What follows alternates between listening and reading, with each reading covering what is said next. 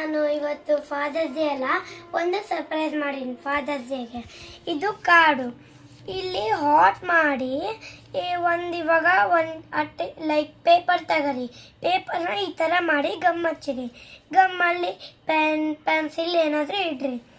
ಮತ್ತು ಇಲ್ಲಿ ವೈಟ್ ಇದ್ದರೆ ಕಲರ್ ಹೊಡೀರಿ, ಕಲರ್ ಹೊಡೆದು ಪೆನ್ನಿಂದ ಏನಾದರೂ ಪೆನ್ಸಿಲಿಂದ ತಗೊಂಡು ಏನಾದರೂ ಬರೀರಿ. ನಾನು ಹಾಟ್ ಮಾಡಿ ಓಪನ್ ಅನ್ಬಾರ್ದು, ರೇಂಬೋ ಕಲರ್ ಹೊಡ್ತೀನಿ. ಇಲ್ಲಿ ಪೆನ್ ಇಕ್ಕೀನಿ, ಪೆನ್ ಇಕ್ಕಿದ್ಮೇಲೆ ಕೆಳಗಡೆ ಐ ಲವ್ ಯು ಪಪ್ಪ ಅಂತ ಬರ್ದೀನಿ. ಇಲ್ಲಿ ಹೊರಗಡೆ ಯು ಆರ್ ಹೀರೋ ಅಂತ ಬರ್ದೀನಿ. ಲೈಕ್ ಬಲೂನ್ಸ್ ಮಾಡಿ ಅದ್ರ ಒಳಗಡೆ ಇದು ಬರ್ದೀನಿ. ಮೇಲೆ ಹ್ಯಾಪಿ ಫಾದರ್ಸ್ ಡೇ ಅಂತೇಳಿ ಇವೆಲ್ಲ decorations. Thank you for watching, bye. ಇದು ಪಪ್ಪನಿಗೋಸ್ಕರ ನಾನು ಮಾಡಿದ್ದು. ಇದೆಲ್ಲ ಔಟ್ ಎಲ್ಲ ಖಾಲಿ ಪೇಪರ್ ಇತ್ತು, ನಾನು ಕ್ರೇಯಾನ್ಸಿಂದ ಕಲರ್ ಮಾಡಿದೆ, ಮತ್ತು ಒಂದು ಟೈ ಮಾಡಿದ್ದೀನಿ. ಇದು ಒಳಗಡೆ ಇರೋದು ಲೆಟರ್. ಏನು ಬರ್ದಿ ಓದ್ಮ? Happy father's day, you are my hero, you are my strength, I love you to moon and back.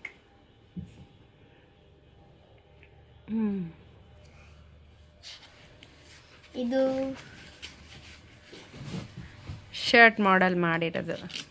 Shirt model. ಇವಾಗ ಇಬ್ಬರು ತೆಗೆ ತೋರಿಸಿ.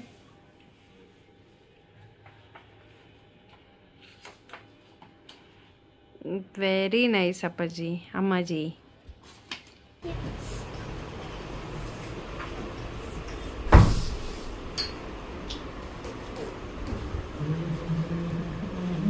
ಫೈನಲಿ ವೈಶು ಕೇಕನ್ನು ತರಿಸಿದ್ಲು ಅವ್ರ ಪಪ್ಪಗೋಸ್ಕರ.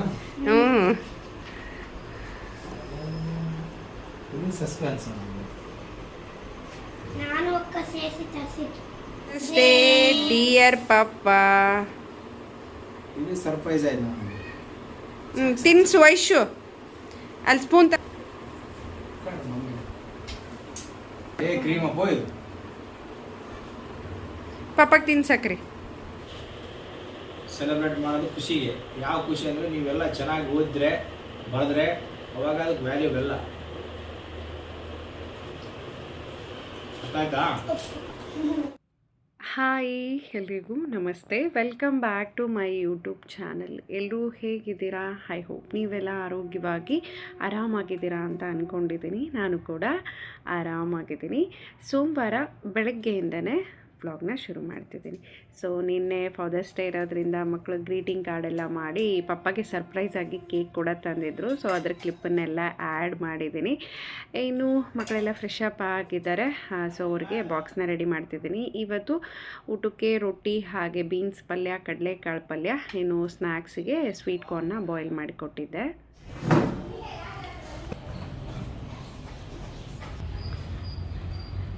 ವೈಶು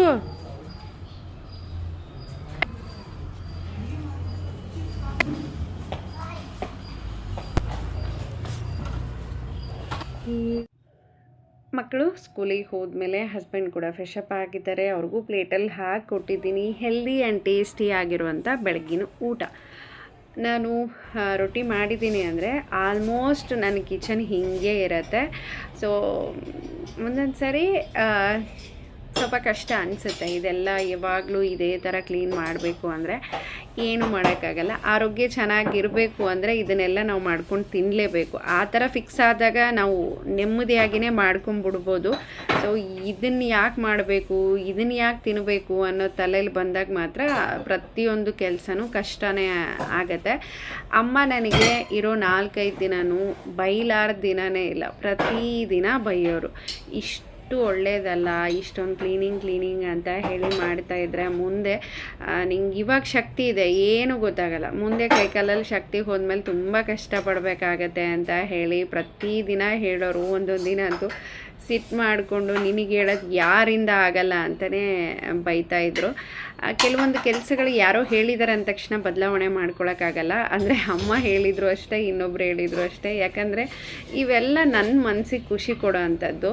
ನಾನು ಹಿಂಗೆ ಮಾಡಬೇಕು, ಇದೇ ಥರ ಇರಬೇಕು, ಇದೇ ಥರ ಬದುಕಬೇಕು ಅಂತ ಬದುಕ್ತಿದ್ದೀನಿ.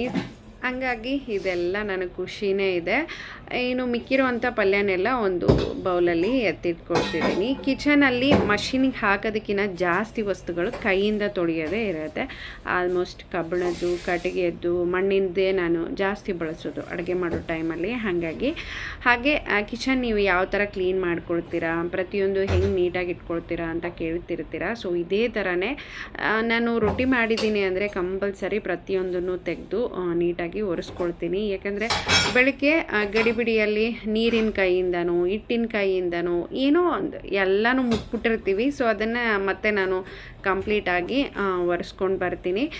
ಕಿಚನಲ್ಲಿ ಆ ಥರ ಒರೆಸಿಲ್ಲ ಅಂದರೆ ಇರುವೆಗಳು ಸ್ಟಾರ್ಟ್ ಆಗುತ್ತೆ, ಆಮೇಲೆ ಕಾಕ್ರೋಚ್ಗಳು ಬರ್ತಾ ಇರ್ತವೆ. ಹಾಗಾಗಿ ನಾನು ಯಾವುದೇ ಕಾರಣಕ್ಕೂ ಸ್ವಲ್ಪ ಕೂಡ ಅಲ್ಲಿ ಹಿಟ್ಟಾಗಲಿ ಆಮೇಲೆ ಗಲೀಜಾಗಲಿ ಬಿಡಲ್ಲ, ಕಂಪ್ಲೀಟಾಗಿಯೇ ಕ್ಲೀನ್ ಮಾಡ್ಕೊಳ್ತೀನಿ. ಸೊ ಇಷ್ಟೇ. ಯಾವುದೇ ಕೆಲಸ ಮಾಡಬೇಕಾದ್ರೂ ಬೇಜಾರು ಮಾಡ್ಕೋಬಾರ್ದು. ಅಯ್ಯೋ ಇದನ್ನೇನು ಮಾಡೋದು ಅದನ್ನೇನು ಮಾಡೋದು ಅಂದಾಗೇ ಅಲ್ಲಿ ಒಂದು ಸ್ವಲ್ಪ ಗಲೀಜು ಆಮೇಲೆ ಅಷ್ಟೊಂದು ನೀಟ್ನೆಸ್ ಇರಲ್ಲ. ಪ್ರತಿಯೊಂದನ್ನು ಖುಷಿಯಾಗಿ ಇಷ್ಟಪಟ್ಟು ಮಾಡಿದರೆ ಪ್ರತಿಯೊಂದು ನೀಟಾಗಿಯೇ ಕಾಣಿಸುತ್ತೆ, ಮನಸ್ಸಿಗೆ ಎಷ್ಟೊಂದು ತೃಪ್ತಿ ಕೊಡುತ್ತೆ. ಆಮೇಲೆ ಹಾಗಾಗಿ ನಾನು ಈ ಬೆಳ್ಳುಳ್ಳಿ ಜಜ್ಜು ಅಂತ ಕಲ್ಲು ಕೂಡ ಅಷ್ಟೇ, ಇವತ್ತೇನಾದರೂ ಜಜ್ಜಿದ್ದೀನಿ ಅಂದರೆ ಅದನ್ನು ಕಂಪಲ್ಸರಿ ತೊಳೆದೇ ಇಡ್ತೀನಿ. ಅಯ್ಯೋ ನಾಳೆ ಕೂಡ ಅಡುಗೆ ಮಾಡ್ಕೋಬೇಕಲ್ಲ ಬಿಡು ಅಂತ ಹೇಳಿ ಬಿಡಲ್ಲ. ಹಾಗಾಗಿನೇ ಏನು ತೊಗೊಂಡಿರ್ತೀನಿ, ಯಾವುದನ್ನು ಬಳಸ್ಕೊಂಡಿರ್ತೀನಿ ಅದೆಲ್ಲನೂ ನಾನು ಒಂದು ಸರಿ ತೊಳೆದೇ ಇಡ್ತೀನಿ. ಹಾಗಾಗಿ ಕಿಚನ್ ಇಷ್ಟೊಂದು ಕ್ಲೀನಾಗಿರೋದಕ್ಕೆ ಸಾಧ್ಯ ಆಗುತ್ತೆ. ಇನ್ನು ಗ್ಯಾಸ್ ಸ್ಟವ್ಗೆ ನಾನೊಂದು ಸ್ವಲ್ಪ ವಿಮ್ ಲಿಕ್ವಿಡ್ ಬರುತ್ತಲ್ಲ ಪಾತ್ರೆ ತೊಳೆಯೋದು, ಅದನ್ನು ಹಾಕಿನೇ ಒರೆಸೋದು. ಬೆಳಗ್ಗೆ ಎಣ್ಣೆ ಜಿಡ್ಡೆಲ್ಲ ಸಿಡಿದಿರುತ್ತೆ, ಹಾಗಾಗಿ ಕಂಪಲ್ಸರಿ ಸ್ವಲ್ಪ ಲಿಕ್ವಿಡ್ ಆ ಥರದ್ದನ್ನು ಹಾಕಿ ಒರೆಸಿದ್ರೆ ಜಿಡ್ಡೆಲ್ಲ ಹೋಗುತ್ತೆ. ಅದು ಬಿಟ್ಟು ಬೇರೆ ಯಾವುದೇ ಸ್ಪ್ರೇಗೆ ಏನೂ ಬಳಸ್ತಿಲ್ಲ ನಾನು ಸದ್ಯಕ್ಕೆ. ಇನ್ನು ಇಷ್ಟು ಸಣ್ಣ ಮನೆಗೆ 2 ತಾಸು ಕ್ಲೀನಿಂಗ್ ಬೇಕಾ ಅಂತ ನನಗೆ ಕೇಳ್ತಿರ್ತಾರೆ. ಖಂಡಿತ ಬೇಕು. ಯಾಕಂದರೆ ಪ್ರತಿಯೊಂದು ಜಾಗ, ಪ್ರತಿಯೊಂದು ಕಾರ್ನರ್, ಪ್ರತಿಯೊಂದು ವಸ್ತು ಕ್ಲೀನ್ ಆಗಿರಬೇಕು. ಯಾವ ವಸ್ತುಗಳು ಯಾವ ಜಾಗದಲ್ಲಿ ಇರಬೇಕು ಅದೆಲ್ಲ ಮಾಡ್ಕೋಬೇಕು ಅಂದರೆ 2 ಗಂಟೆ ಏನು ಜಾಸ್ತಿನೇ ಬೇಕಾಗತ್ತೆ ನಮಗೆ. ಬಟ್ ಏನು ಅಂದರೆ ಕೆಲವೊಂದಿಷ್ಟು ನೈಟ್ ಟೈಮಲ್ಲಿ ಮಾಡ್ಕೊಂಡಿರ್ತೀನಿ, ಕೆಲವೊಂದಿಷ್ಟು ಬೆಳಗಿನ ಟೈಮಲ್ಲಿ ಮಾಡ್ಕೊಳ್ತೀನಿ. ನನಗೆ ಬೆಳಗ್ಗೆ ಒಂದು 20 ನಿಮಿಷ ಶೂ ಪಾಲಿಷ್ ಮಾಡೋಕ್ಕೆ ಬೇಕು 3 ಜನದ್ದು. ಸೊ ಅಲ್ಲೇ ನನಗೆ ಒಂದು ಹೊರಗಡೆ ಕಸ ಬೆಳೆದು ಅದನ್ನು ಕ್ಲೀನ್ ಮಾಡೋಷ್ಟೊತ್ತಿಗೆ ಅರ್ಧ ಗಂಟೆ ಆಗೋಗ್ಬಿಡುತ್ತೆ. ಒಳಗಡೆದೆಲ್ಲ ಕಂಪ್ಲೀಟಾಗಿ ಕ್ಲೀನ್ ಮಾಡಿಕೊಂಡು ಒರೆಸ್ಕೊಂಡು ಸೊ ಕಿಚನ್ ಕಟ್ಟೆ ಮತ್ತೆ ಕ್ಲೀನ್ ಮಾಡ್ಕೊಳ್ಳೋದಕ್ಕೆ ಅಷ್ಟು ಬೇಕಾಗತ್ತೆ. ಸ್ವಲ್ಪ ನಿಧಾನವಾಗಿಯೇ ನಾನು ಕೆಲಸ ಮಾಡ್ಕೊಳ್ತೀನಿ, ಅಷ್ಟು ಫಾಸ್ಟಾಗಿ ನನಗೆ ಮಾಡೋಕ್ಕೆ ಬರಲ್ಲ. ಹಾಗಾಗಿ 2 ತಾಸು ಬೇಕಾಗತ್ತೆ. ಕೆಲವೊಬ್ಬರೆಲ್ಲ ತುಂಬ ಫಾಸ್ಟಾಗಿಯೇ ಮಾಡ್ತಾ ಇರ್ತಾರೆ. ಏನೋ ಅದು ನನಗೆ ಸಾಧ್ಯ ಆಗ್ತಾಯಿಲ್ಲ. ಅದಕ್ಕೆ ಅವಾಗೇನಾದರೂ ನಾನು ಬೇಗ ಮಾಡ್ಕೊಂಡಿದ್ದೀನಿ ಅಂದರೆ ನನಗೆ ಅನ್ನಿಸ್ತಾ ಇರೋದು ಅಯ್ಯೋ ಆ ಜಾಗ ಕ್ಲೀನ್ ಆಗಿಲ್ಲ, ಇನ್ನೊಂದು ಸರಿ ನಾನು ಕ್ಲೀನ್ ಮಾಡ್ಕೋಬೇಕು ಅಂತ ಬರುತ್ತೆ ನನ್ನ ತಲೆಯಲ್ಲಿ. ಹಾಗಾಗಿ ಸ್ವಲ್ಪ ನಿಧಾನವಾಗಿಯೇ ಕೆಲಸ ಮಾಡ್ಕೊಳ್ತೀನಿ. ಇನ್ನು ಮನೆ ಕ್ಲೀನಾಗಿಂದ ನನ್ನ ಮನೆ ನಿಜವಾಗ್ಲೂ ನನಗೆ ಸ್ವರ್ಗದ ಥರನೇ ಕಾಣಿಸ್ತಿರತ್ತೆ. ಅಮ್ಮ ಎತ್ತು ಮಾಡಿ ಎಷ್ಟು ಚೆನ್ನಾಗಿ ಅದಕ್ಕೆಲ್ಲ ಮಕ್ಕಳ ಕಡೆಯಿಂದ ಪೇಂಟ್ ಎಲ್ಲ ಬಳಸಿ ಹೊರಗಡೆ ಇಡಿಸಿದ್ದಾರೆ. ಮಳೆ ಬರುತ್ತೆ ಅಲ್ಲೇ ಇಡಿ ಅಂತ ಮಕ್ಕಳಿಗೆ ಹೇಳಿರೋದ್ರಿಂದ ಅಲ್ಲೇ ಇಟ್ಟಿದ್ದಾರೆ. ಒಂದಿಷ್ಟು ಗಿಡಗಳಲ್ಲಿ ಹೂವು ಕೂಡ ಬಿಟ್ಟಿದೆ.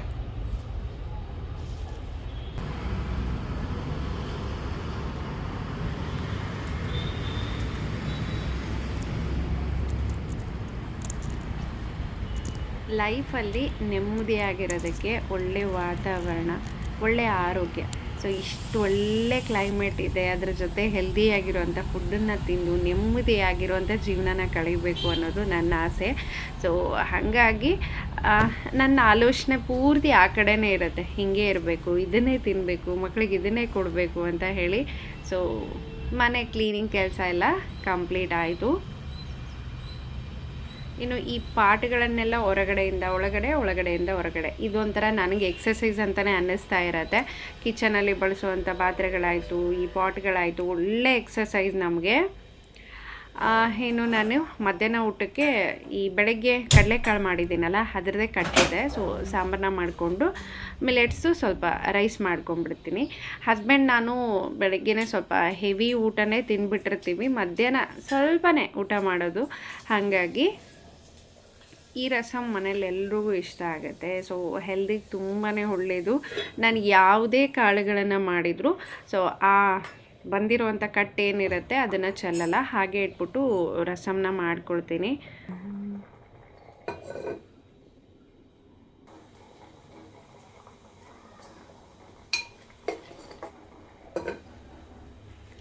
ಆಲ್ರೆಡಿ 1 ಗಂಟೆ. ಬೆಳಗ್ಗೆಯಿಂದ ಬರೀ ಕೆಲಸ ಮಾಡೋದ್ರಲ್ಲೇ ಆಗಿದ್ದು ಟೈಮು. ಇವಾಗ ಒಂದು 10 ನಿಮಿಷ ನೆಮ್ಮದಿಯಾಗಿ ಕೂತು ಫೋನ್ನ ನೋಡ್ತಿದ್ದೀನಿ. ನಿಮಗೆ ಆರೋಗ್ಯದಲ್ಲಿ ಬದಲಾವಣೆ ಬೇಕು, ಹೆಲ್ದಿಯಾಗಿರಬೇಕು, ನೆಮ್ಮದಿಯಾಗಿರಬೇಕು ಅಂದರೆ ಏನೇನೋ ಮಾಡ್ಕೊಂಡು ತಿನ್ನೋ ಅವಶ್ಯಕತೆಯೇ ಇಲ್ಲ. ಸೊ ಈ ಥರ ಅಕ್ಕಿ ಅನ್ನನ ಬಿಟ್ಟು ಮಿಲೆಟ್ಸ್ ರೈಸನ್ನು ಊಟ ಮಾಡಿ, ಈ ಕಟ್ಟುಗಳನ್ನು ಸಾರು ಊಟ ಮಾಡೋದು, ಬೇಳೆ ಸಾರುಗಳನ್ನು ಊಟ ಮಾಡೋದು ತುಂಬ ಒಳ್ಳೆಯದು. ಸಣ್ಣ ಪುಟ್ಟ ಬದಲಾವಣೆಗಳನ್ನು ಮಾಡ್ಕೊಂಡಾಗ ಎಷ್ಟೊಂದು ಡಿಫ್ರೆನ್ಸ್ ಕಾಣಿಸುತ್ತೆ. ಹಸ್ಬೆಂಡ್ ಯಾವಾಗಲೂ ನಂಗೆ ಹೇಳ್ತಾನೆ ಇರ್ತಾರೆ, ಈ 4 ವರ್ಷದ ಕೆಳಗಡೆ ನಾನು ಇರುವಂಥದ್ದೇ ಬೇರೆ, ಇವಾಗ ನನ್ನ ಆರೋಗ್ಯ ಇರುವಂಥದ್ದೇ ಬೇರೆ ಅಂತ ಹೇಳಿ. ಇದೆಲ್ಲದಕ್ಕೂ ಕಾರಣ ಊಟ. ಯಾವುದೋ ಎಕ್ಸಸೈಸು, ಯೋಗ ಏನೂ ಇಲ್ಲ. ಯಾಕಂದರೆ ಮನೇಲಿ ಕೆಲಸನೇ ನಮಗೆ ಬೆಳಗ್ಗೆಯಿಂದ ಸಾಯಂಕಾಲದವರೆಗೂ ಆಗ್ತಾ ಇರುತ್ತೆ. ಟೈಮ್ ಫ್ರೀ ಇದ್ದರೆ ಮಾಡ್ಬೋದು, ಇಲ್ಲ ಅಂತಲ್ಲ. ಬಟ್ ಅದು ಯಾವುದು ಮಾಡೋಕ್ಕಾಗಿಲ್ಲ ಅಂದರೂ ಕೂಡ ಕೆಲವೊಂದಿಷ್ಟು ಫುಡ್ ರೊಟೀನ ಚೇಂಜ್ ಮಾಡ್ಕೊಂಡ್ಬಿಟ್ರೆ ತುಂಬ ಹೆಲ್ದಿ ಆಗಿರ್ಬೋದು ಅಂತ ಹೇಳಿ ಇನ್ನು ಈ ಥರದ ವಿಚಾರಗಳನ್ನೇ ಮಾತಾಡ್ತಾ ಊಟನ ಮುಗಿಸ್ಕೊಂಡ್ವಿ. ಅದೇನು ಬುಕ್ಕ ತೊಗೊಂಡೋಗಲ್ಲ?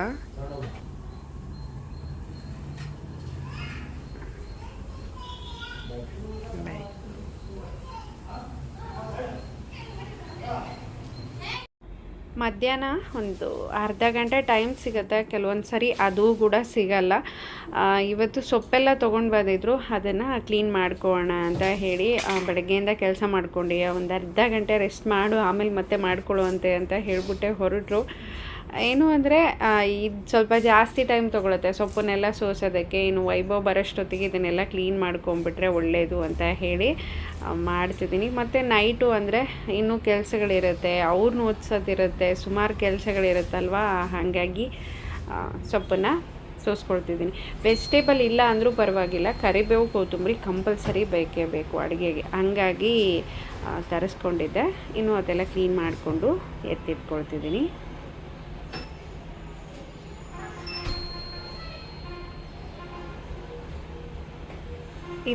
ವೈಭವ್ ಕೂಡ ಬಂದ. ಇವತ್ತು ಕಡಲೆಕಾಳು ಪಲ್ಯ ಸ್ವಲ್ಪ ಡ್ರೈ ಆಗಿನೇ ಇರುವಂಥದ್ದು. ಇದು ಲಿಕ್ವಿಡ್ ಇತ್ತು ಅಂದರೆ ಹಚ್ಕೊಂಡು ತಿಂದು ಬಂದುಬಿಡ್ತಾರೆ. ಕಾಳಲ್ವಾ, ರೊಟ್ಟಿ ಕಾಳು ತಿನ್ನೋಷ್ಟೊತ್ತಿಗೆ ಬಾಯಿ ನೋವೆಲ್ಲ ಬಂದುಬಿಟ್ಟಿರುತ್ತೆ. ಒಂದು 4 ಪೀಸಷ್ಟು ಹಾಗೆ ತೊಗೊಂಡು ಬಂದಿದ್ದಾನೆ. ಪರವಾಗಿಲ್ಲ, ಪ್ರತಿದಿನ ಕೊಟ್ಟಾಗೂ ಕಂಪ್ಲೀಟಾಗಿ ಬಾಕ್ಸ್ನ ಖಾಲಿ ಮಾಡ್ಕೊಂಬಂದಿರ್ತಾರೆ. ಯಾವಾಗೋ ಒಂದು ಸರಿ ಈ ಥರ ಮಾಡಿರ್ತಾರೆ. ಇದೇ ಫಸ್ಟ್ ಟೈಮ್ ಫಾದರ್ಸ್ ಡೇಗೆ ಕೇಕ್ನ ಕಟ್ ಮಾಡಿಸಿರೋದು. ಅಂದರೆ ವೈಶುಗೆ ಇವಾಗ ತಿಳಿತಿದೆಯಲ್ಲ, ಸೆಲೆಬ್ರೇಟ್ ಮಾಡಬೇಕು ಹಾಗೆ ಹೀಗೆ ಅಂತ ಯೋಚನೆ ಮಾಡ್ತಾಳೆ. ಇನ್ನು ನೈಟ್ ಇಬ್ಬರು ಕೇಕ್ನ ತಿಂದಿಲ್ಲ ಅವರು. ಇವಾಗ ಫ್ರೆಶ್ ಅಪ್ ಆಗಿ ಬಂದಿದ್ದಾನೆ, ಹಾಕ್ಕೊಟ್ಟಿದ್ದೀನಿ. ನಿನ್ನೆ ಫಾದರ್ಸ್ ಡೇ ಇತ್ತಲ್ಲ, ಅದಕ್ಕೆ ನಾನು ನಮ್ಮಮ್ಮ ನಮ್ಮಕ್ಕ ಪ್ಲಾನ್ ಮಾಡಿದ್ವಿ ರಿಟರ್ನ್ ಮಾಡಿ ಕೇಕ್ ತರ್ಸಂತ. ಕೇಕ್ ಬಂತು. ಸ್ಪೂನ್ ಯಾಕೆ ಹಿಡ್ಕೊಂಡು ಕೈಲಿ ಯಾಕೆ ತಿಂತಿ? ಡ್ರೈ ಫ್ರೂಟ್ಸ್ ಖಾಲಿ ಆಗಿತ್ತು, ಎಲ್ಲನೂ ತೊಗೊಂಡು ಬಂದಿದ್ದೀವಿ.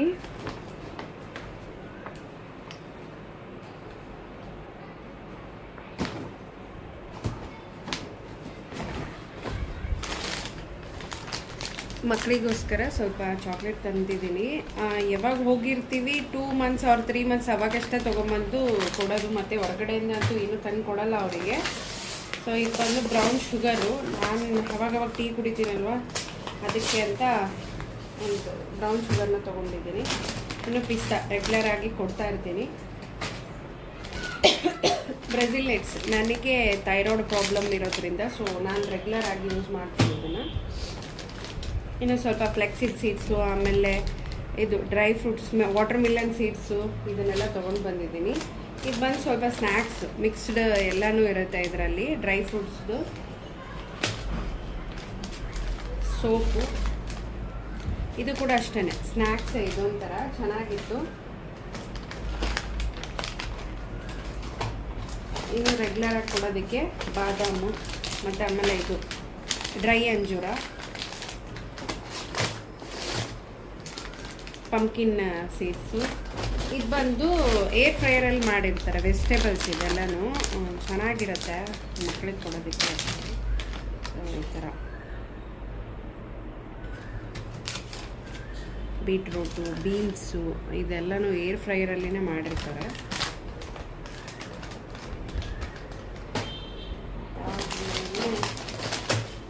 ಸೋಪ್, ಇದು ಕೂಡ ಸ್ವೀಟು. ಆಮೇಲೆ ಒಂದು ಗಸಗಸೆ,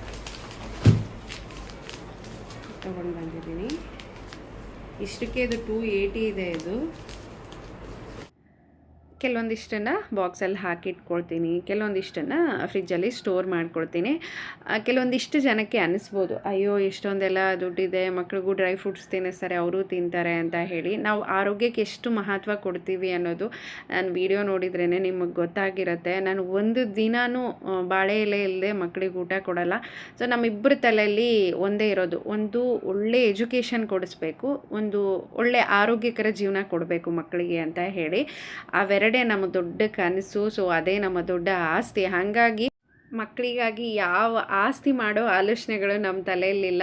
ಸೊ ನಮಗೂ ಕೂಡ ಐಫೈಯಾಗಿ ಬದುಕಬೇಕು ಅನ್ನೋ ಆಲೋಚನೆ ಕೂಡ ಇಲ್ಲ. ಇರೋಷ್ಟು ದಿನ ಆರೋಗ್ಯವಾಗಿ ನೆಮ್ಮದಿಯಾಗಿ ಖುಷಿಯಾಗಿ ಬದುಕಬೇಕು. ನನ್ನ ಮಕ್ಕಳು ಒಳ್ಳೆ ವಾತಾವರಣದಲ್ಲಿ ಬೆಳಿಬೇಕು ಆರೋಗ್ಯದಿಂದ, ಅಷ್ಟೇ. ಸೊ ಅವ್ರಿಗೂ ಖುಷಿ ಆಗಬೇಕು. ಯಾಕೆಂದರೆ ಬೇರೆ ಮಕ್ಕಳೆಲ್ಲ ಅದನ್ನು ತಂದು ತಿಂತಾರೆ, ಇದನ್ನು ತಂದು ತಿಂತಾರೆ ಅಂತ ನೋಡ್ತಾನೆ ಇರ್ತಾರೆ. ಬಟ್ ಹೊರಗಡೆಯಿಂದ ನಾವೇನೂ ಕೊಡಲ್ಲ. ಏನೇ ಮಾಡಿದರೂ ಮನೇಲಿ ಮಾಡಿಕೊಡ್ತಾ ಇರ್ತೀನಿ. ಚಾಕ್ಲೇಟ್ಸ್ ಅಂತೆ ಅದಂತೆ ಮಕ್ಕಳಿಗೂ ತಿನ್ನಬೇಕು ಅನ್ನೋ ಆಸೆ ಬಂದೇ ಬರುತ್ತಲ್ವ. ಸೊ ಹಾಗಾಗಿ ಎಷ್ಟು ಹೆಲ್ದಿಯಾಗಿರೋ ಫುಡ್ಡನ್ನು ನಾನು ಕೊಡ್ತೀನೋ ಸೊ ಒಳ್ಳೆಯದನ್ನೇ ಕೊಡೋಕ್ಕೆ ಇಷ್ಟಪಡ್ತೀನಿ. ಹಾಗಾಗಿ 1-2 ತಿಂಗಳು 3 ತಿಂಗಳಿಗೆ ಒಂದು ಸರಿ ಸ್ವಲ್ಪ ಡ್ರೈ ಫ್ರೂಟ್ ಶಾಪಿಂಗ್ ಮಾಡೋದು, ಅವ್ರಿಗೆ ಕೊಡೋದು, ಚಾಕ್ಲೇಟ್ನೆಲ್ಲ ತಂದು ಕೊಟ್ಟಾಗ 100% ಮಕ್ಕಳಿಗೆ ಖುಷಿ ಆಗುತ್ತೆ. ಹೌದು, ನಮ್ಮನೆಯಲ್ಲೂ ತಂದು ಕೊಡ್ತಾರೆ ಅಂತ ಹೇಳಿ ಮಕ್ಕಳು ಖುಷಿಯಾಗಿರೋದು ಕೂಡ ಮುಖ್ಯ ಅಲ್ವಾ. ಹಾಗಾಗಿ ಏನು ವೈಭವ್ ಪರವಾಗಿಲ್ಲ, ಒಂದು ಸ್ವಲ್ಪ ಏನಾದರೂ ಬೇಕೇ ಬೇಕು ಅಂತ ಅನಿಸಿದರೆ ಕೇಳ್ತಾನೆ. ಬಟ್ ವೈಶು ಹಾಗಲ್ಲ, ಯಾವುದೇ ಕಾರಣಕ್ಕೂ ಅದು ಬೇಕು ಇದು ಬೇಕು ಅಂತ ಅವಳು ಕೇಳೋದೇ ಇಲ್ಲ. ಸೊ ನಾವೇ ತಿಳಿದು ಅವಳಿಗೆ ಕೊಡಿಸ್ಬೇಕು ಅಷ್ಟೇ, ಆವಾಗೇ ಖುಷಿ ಆಗೋದು ಅವಳಿಗೆ. ಯೋಗ ಡೇ ಇರೋದ್ರಿಂದ ಮ್ಯಾಟ್, ಆಮೇಲೆ ಲಂಚ್ ಬ್ಯಾಗು, ಸ್ಕೂಲ್ ಬ್ಯಾಗ್ ಅಂತೂ ಎಂಥ ವಜ್ಜ ಇದೆ ಅದು. ಸೊ ಇದೆಲ್ಲನೂ ತೊಗೊಂಡು 41-42 ಸ್ಟೆಪ್ ಏರೋಷ್ಟೊತ್ತಿಗೆ ಫುಲ್ಲು ಸುಸ್ತಾಗಿ ಹೋಗ್ಬಿಟ್ಟಿದ್ದಾಳೆ ವೈಶು. ಅವಳು ಒಂದು ಸ್ವಲ್ಪ ರೆಸ್ಟ್ ಮಾಡಿ ಫ್ರೆಶ್ ಅಪ್ ಆಗ್ತಾಳೆ. ತುಂಬ ದಿನ ಆಯಿತು, ಕೆನೆ ಎಲ್ಲ ಹಾಗಿದೆ. ನಾನಿವತ್ತು ಬೆಣ್ಣೆ ಮಾಡ್ಕೊಳ್ಳೋಣ ಅಂತ ಹೇಳಿ, ಸೊ ರೆಗ್ಯುಲರಾಗಿ ಹಾಲು ತಗೊಂತೀನಲ್ವ, ಅದರಲ್ಲೇ ಒಂದು ಸ್ವಲ್ಪ ಎತ್ತಿಟ್ಟಿರೋದು. ಇನ್ನು ನಾಳೆ ಮಂಗಳವಾರ ಚಪಾತಿ ಮಾಡ್ತೀನಿ, ಸ್ವಲ್ಪ ಪನ್ನೀರ್ ಕೂಡ ಮಾಡ್ಕೊಂಬಿಡೋಣ ಅಂತ ಹೇಳಿ. ಚೆನ್ನಾಗಿ ಇಲ್ಲಿ ಹಾಲು ಬಿಸಿ ಆಗಿದೆ ಅನ್ನೋ ಟೈಮಲ್ಲಿ ಸ್ವಲ್ಪ ವೆನಿಗರು, ಒಂದು ಸ್ವಲ್ಪ ನೀರನ್ನು ಹಾಕಿಬಿಟ್ರೆ ಪರ್ಫೆಕ್ಟ್ ಆಗಿರೋವಂಥ ಪನ್ನೀರ್ ರೆಡಿ ಆಗುತ್ತೆ. ನೋಡ್ಬೋದು, ನಿಂಬೆ ರಸ ಕೂಡ ಹಾಕಿ ಮಾಡ್ಬೋದು. ಬಟ್ ಇಷ್ಟೊಂದು ಬೇಗ ಇಷ್ಟು ಪರ್ಫೆಕ್ಟಾಗಿ ಬರಲ್ಲ. ಅದು ವೆನಿಗರ್ ಹಾಕಿದರೆ ತುಂಬ ಚೆನ್ನಾಗಿ ಬರುತ್ತೆ. ಕಾಟನ್ ಬಟ್ಟೆಯಲ್ಲಿ ಚೆನ್ನಾಗಿ ಅದನ್ನೆಲ್ಲ ನೀರು ತೆಗೆದು ಇವಾಗ ಒಂದಿಷ್ಟು ವಜ್ಜ ಇರೋವಂಥ ಕಲ್ಲನ್ನು ಇಟ್ಬಿಟ್ರೆ ಪರ್ಫೆಕ್ಟ್ ಆಗಿರುವಂಥ ಪನ್ನೀರು ಪರ್ಫೆಕ್ಟ್ ಶೇಪಲ್ಲಿ ಬರುತ್ತೆ. ಹಾಗಾಗಿ ಇನ್ನು ನಾನಿಲ್ಲಿ ಬೆಣ್ಣೆ ಮಾಡ್ಕೊಳ್ಳೋಣ ಅಂತ ಹೇಳಿ ಜಸ್ಟ್ ಮಿಸ್ಸು, ಇಲ್ಲ ಕೆಳಗೆ ಬಿದ್ದೋಗ್ಬಿಡ್ತಿತ್ತು ಎಲ್ಲನೂ. ತುಂಬ ದಿನ ಆಯಿತು ಮಿಕ್ಸಿ ಮಾಡೇ ಇರಲಿಲ್ಲ.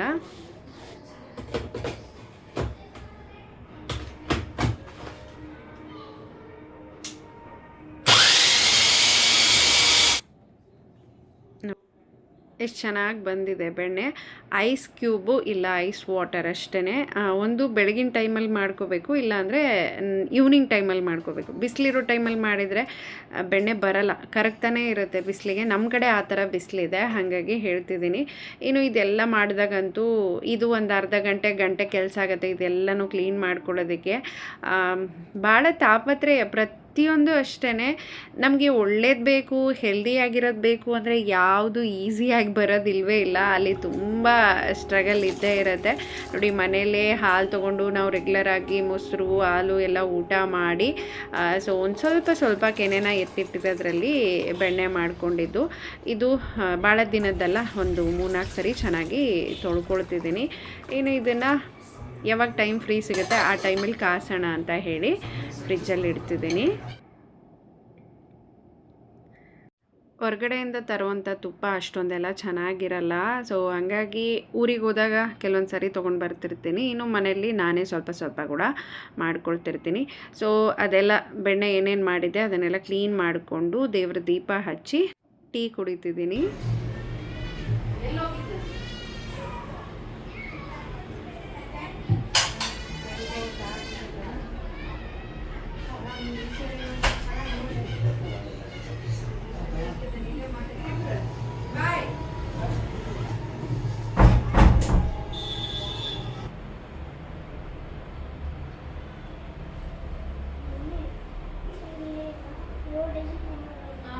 2200 ಅಲ್ಲ, ಇವೆಲ್ಲ 1000 ಅವು. 2504 ಅಷ್ಟೇ. 504 ಏನು ಬರಲ್ಲ ಅಲ್ಲಿ. 2500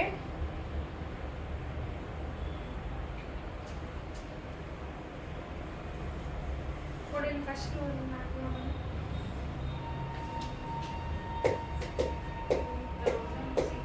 ಈ ಸರಿ ಮಕ್ಕಳನ್ನ ಟ್ಯೂಷನ್ಗೆ ಹಾಕಿಲ್ಲ ನಾನು.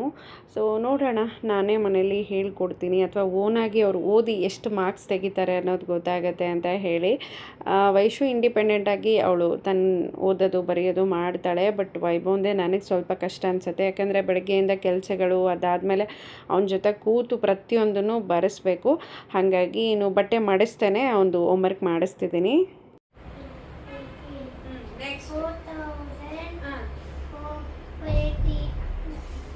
ಅಷ್ಟೇ. ಸೊ ಹೋಮ್ವರ್ಕ್ ಮುಗಿಯೋಷ್ಟೊತ್ತಿಗೆ ಲೇಟ್ ಆಯಿತು. ಇನ್ನು ವೈಭವ್ಗೆ ರಸಮ್ ತುಂಬಾ ಇಷ್ಟ ಆಗುತ್ತೆ. ಅದು ಯಾವುದಾದ್ರೂ ಆಗಿರಲಿ, ಅವನಿಗೆ ಕೊಟ್ಬಿಟ್ರೆ ಅದರಲ್ಲಿ ಬೆಳ್ಳುಳ್ಳಿ ಆಮೇಲೆ ಕರಿಬೇವು ಅದೆಲ್ಲ ಫಿಲ್ಟ್ರ್ ಮಾಡ್ತಾನೆ. ಹಾಗಾಗಿ ನಾನೇ ತಿನ್ನಿಸ್ಬಿಡೋಣ ಅಂತ ಹೇಳಿ ತಿನ್ನಿಸ್ತಿದ್ದೀನಿ. ವೈಶು ಕೂಡ ಆಲ್ರೆಡಿ ಹಾಕ್ಕೊಟ್ಟಿದ್ದೀನಿ, ಅವಳು ತಿಂತಿದ್ದಾಳೆ. ಅವ್ನು ಪರವಾಗಿಲ್ಲ, ನಾನು ಏನು ತೆಗಿಯಲ್ಲ, ತಿಂತೀನಿ ಕೊಡು ಅಂತಲೇ ಕೇಳ್ತಾ ಇದ್ದ. ಮಕ್ಕಳದು ಊಟ ಮುಗಿಸ್ಕೊಂಡು ಸೊ ರೈಸ್ ಸ್ವಲ್ಪ ಮಿಕ್ಕಿತ್ತು, ಬೆಳಗ್ಗೆ ಮಜ್ಜಿಗೆ ಅನ್ನ ಮಾಡ್ಕೊಳ್ತೀನಿ. ಸೊ ಹಂಗಾಗಿ ಗಡಿಗೆಯಲ್ಲಿ ಸ್ವಲ್ಪ ಅನ್ನ ಹಾಕಿ ಒಂದು ಗ್ಲಾಸಷ್ಟು ನೀರನ್ನು ಹಾಕಿ ಎತ್ತಿಡ್ತಿದ್ದೀನಿ. ಇನ್ನು ಪನ್ನೀರ್ ಕೂಡ ನೋಡ್ಬೋದು ಎಷ್ಟು ಚೆನ್ನಾಗಿ ಬಂದಿದೆ ಅಂತ ಹೇಳಿ. ಹೊರಗಡೆ ಪನ್ನೀರ್ ಯಾವುದೂ ಚೆನ್ನಾಗಿರಲ್ಲ, ಪ್ರಿಸರ್ವೇಟಿವ್ ಆಗಿರುವಂಥದ್ದು ಪ್ರತಿಯೊಂದು ಕೆಮಿಕಲ್ ಇರುತ್ತೆ. ಸೊ ಹಾಗಾಗಿ ಮನೆಯಲ್ಲಿನೇ ಆರಾಮಾಗಿ ನೀವು ಪನ್ನೀರನ್ನ ಮಾಡ್ಕೊಂಬಿಡ್ಬೋದು. ನೋಡಿ, ಈ ಥರ ಒಂದು ಸ್ವಲ್ಪ ನೀರಲ್ಲಿ ನಾನು ಪನ್ನೀರನ್ನ ಹಾಕಿ ಫ್ರಿಜ್ಜಲ್ಲಿ ಇಡ್ತಿದ್ದೀನಿ.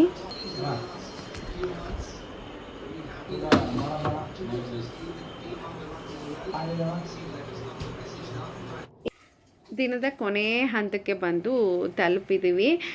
ನಾವು ಸ್ವಲ್ಪ ತಾಮ್ರದ್ದು, ಹಿತ್ತಾಳೆದು ಅವು ಎಲ್ಲ ಬಳಸ್ತೀವಿ ಅಂದರೆ ಕಂಪಲ್ಸರಿ ಕೆಲಸ ಅನ್ನೋದು ಎಕ್ಸ್ಟ್ರಾ ಇದ್ದೇ ಇರುತ್ತೆ. ನಾನಿಲ್ಲಿ ತಾಮ್ರದ್ದು, ಹಿತ್ತಾಳೆದು ಸೊ ಅಡುಗೆ ಮಾಡೋದು ಕೂಡ ಬಳಸ್ತಾ ಇರ್ತೀನಿ. ಆ ಬೌಲೆಲ್ಲ ಅದನ್ನು ಅವಾಗವಾಗ ಪೀತಾಂಬರ ಪುಡಿಯಿಂದನೋ ಅಥವಾ ನಿಂಬೆಹಣ್ಣು ಉಪ್ಪಿಂದನೋ ತೊಳೆದಿಡಲೇಬೇಕು. ಇಲ್ಲ ಅಂದರೆ ಕಲೆಗಳು ಹಾಗೆ ಕಾಣಿಸುತ್ತೆ, ಚೆನ್ನಾಗಿ ಕಾಣಲ್ಲ. ಆಮೇಲೆ ಅಡುಗೆ ಕೂಡ ಮಾಡೋದಕ್ಕೆ ಇಷ್ಟ ಆಗಲ್ಲ. ಅವೆಲ್ಲ ಇದ್ದಾವೆ ಅಂದರೆ ಕಂಪಲ್ಸರಿ ನಾವು ಅವನ್ನೆಲ್ಲ ತೊಳಿಲೇಬೇಕು. ಇನ್ನು ನೀರೆಲ್ಲ ಕಂಪ್ಲೀಟಾಗಿ ಬಾಟಲ್ಗೆ ಹಾಕ್ಕೊಂಡು ಕಾಪರ್ ಟ್ಯಾಂಕನ್ನು ಸ್ವಲ್ಪ ತೊಳೆದು ನೀರನ್ನು ತುಂಬಿಸಿಡ್ತೀನಿ. ನೀವು ಒಳಗಡೆ ಏನಾದರೂ ಕಾಪರ್ ಟ್ಯಾಂಕ್ ತೊಳಿತೀರಿ ಅಂದರೆ ಸ್ವಲ್ಪ ಉಪ್ಪು ಮತ್ತು ನಿಂಬೆಹಣ್ಣು ಹಾಕಿ ತೊಳಿರಿ. ಯಾವುದೇ ಕಾರಣಕ್ಕೂ ಪೀತಾಂಬರ ಪುಡಿ ಎಲ್ಲ ಹಾಕಬಾರ್ದು, ನೀರಲ್ಲಿ ಅದೇ ಸ್ಮೆಲ್ ಬರುತ್ತೆ. ಸೊ ಹಾಗಾಗಿ ನಾನು ತುಂಬ ಕಡಿಮೆ ಗಲೀಜಾಗಿದೆ ಒಳಗಡೆ ಅಂದರೆ ಮಾತ್ರ ತೊಳಿತೀನಿ. ಯಾಕಂದರೆ ರೆಗ್ಯುಲರಾಗಿ ನೈಟ್ ಟೈಮಲ್ಲಿ ಚೆನ್ನಾಗಿ ಕೈಯಿಂದ ತೊಳೆದು ನೀರನ್ನು ತುಂಬಿಸ್ತೀನಲ್ವ, ಸೊ ಆ ಥರ ಏನೂ ಆಗಲ್ಲ. ನೀರು ಜಾಸ್ತಿ ಸ್ಟಾಕ್ ಇಡಬಾರ್ದು ಅಷ್ಟೇ. ಸೊ ಡೇ ಬೈ ಡೇ ತೊಳಿತಾನೆ ಇದ್ದರೆ ಕ್ಲೀನಾಗಿಯೇ ಇರುತ್ತೆ. ಸೊ ಫೈನಲಿ ಕಿಚನ್ ಕೆಲಸ ಎಲ್ಲ ಕಂಪ್ಲೀಟ್ ಆಯಿತು. ಇನ್ನು ಹಸ್ಬೆಂಡ್ ಬರ್ತಾ ಬಾಳೆ ಎಲೆ ಆಮೇಲೆ ಎಲೆ ಹೂವು ಎಲ್ಲ ತೊಗೊಂಡು ಬಂದಿದ್ದಾರೆ. ಎಲೆನ ನಾಳೆ ಕ್ಲೀನ್ ಮಾಡ್ಕೊಳ್ತೀನಿ. ಇವತ್ತಿನ ಈ ವ್ಲಾಗ್ ನಿಮಗೆಲ್ಲ ಇಷ್ಟ ಆಗಿದೆ ಅಂತಲೇ ಅಂದ್ಕೊಳ್ತೀನಿ. ಇನ್ನೂ ನನ್ನ ಚಾನಲ್ನ ಸಬ್ಸ್ಕ್ರೈಬ್ ಮಾಡದೆ ನೋಡೋರು, ಹೊಸದಾಗಿ ನೋಡೋರು ಸಬ್ಸ್ಕ್ರೈಬ್ ಮಾಡಿಕೊಂಡು ನಿಮ್ಮ ಅನಿಸಿಕೆಗಳನ್ನು ಕಾಮೆಂಟ್ ಮುಖಾಂತರ ತಿಳಿಸಿ. ಸಿಗೋಣ ಮುಂದಿನ ವಿಡಿಯೋದಲ್ಲಿ.